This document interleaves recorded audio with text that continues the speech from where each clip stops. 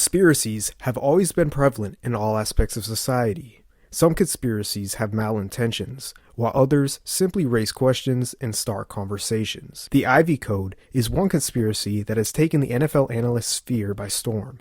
Started by Cleveland Browns analyst Elpresador, also known as Quantrell Bishop or Professor Bishop, the conspiracy centers around the idea that front office and senior coaching personnel who have attended Ivy League institutions are hijacking sports franchises and changing the dynamics of decision-making.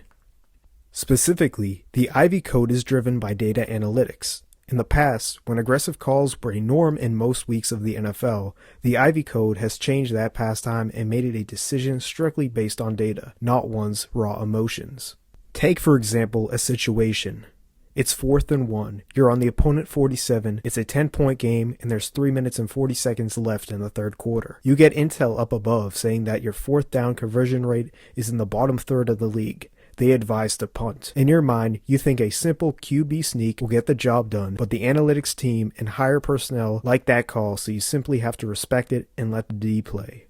This puts you between a rock and a hard place. It's tough, and that's just the way it is. Today, more professional leagues are embracing data analytics and even fully embodying the Ivy Code. During the 2019-2020 NFL season, 44 Ivy League alumni were working in teams' front offices or in the league office.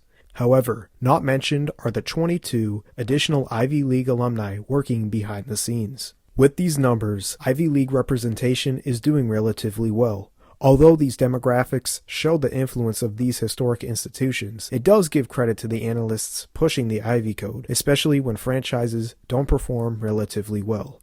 With all that out of the way, let's take an inside look into the Cleveland Browns and the reason why Elpresador is voicing his frustration. Two key people we are going to take a look into are Paul DePodesta, Chief Strategy Officer of the Cleveland Browns, and Kevin Stefanski, current head coach of the Cleveland Browns. DePodesta is a Harvard University alumnus, and Stefanski is a University of Pennsylvania alumnus. DePodesta started his career with the Cleveland Indians as an advanced scout before ending his 3-year tenure as a special assistant to manager John Hart. Things really start to get interesting in 1999 when DePodesta gets hired by the Oakland A's and becomes special assistant to manager Billy Beane. There, DePodesta becomes one of the major influences for the principal sabermetrics and key figure of the well-known book and film Moneyball. However, this exposure to the mainstream made fans and fellow baseball analysts critical of DePodesta, who had a stronger background in American football. As for Stefanski, he started his career with the Minnesota Vikings as an assistant to then head coach Brad Childress. Stefanski worked with the team from 2006 to 2020 when he was hired by the Cleveland Browns as head coach. Notably, in his first season, Stefanski led the Browns all the way to the divisional round, where they fell to the Kansas City Chiefs. Since then, things have gone downhill. Since the end of the 2020-2021 season, the Browns have gone 15-19, missing the playoffs in the past 2 seasons. Fans have become frustrated with the team and especially with management after having a promising 2020-2021 season. With these numbers, something needs to change. Let's get a glimpse into the Browns' troubles, and a good place to start is with third down conversion rates. During the 2021-2022 campaign, the Browns were in the bottom half of the league, posting a third down conversion percentage of 39.15%. Sitting in 18th place on that list. Fast forward 1 year and the Browns slide 3 places to 21st place, with a third down conversion percentage of 38.10%, just over a 1% drop in third down conversions. Although not the full picture, these third down conversion rates may play a factor into why the Browns' performance and coaching decisions were subpar. But to top it all off, let's look at their season. Although the Browns were 7-10, 6 games were decided by 1 possession. To put that in perspective, even if the Browns won half of those games, they would have a record of 10-7, looking at a playoff berth.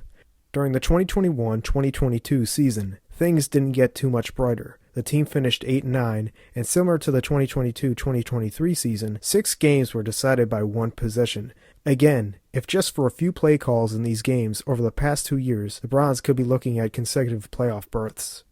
Numbers hurt, and for this team, it seems that data analytical decision-making may have hindered the Browns in these 6 crucial games. Although data analytics has its benefits if used correctly, the Browns may be overutilizing this practice.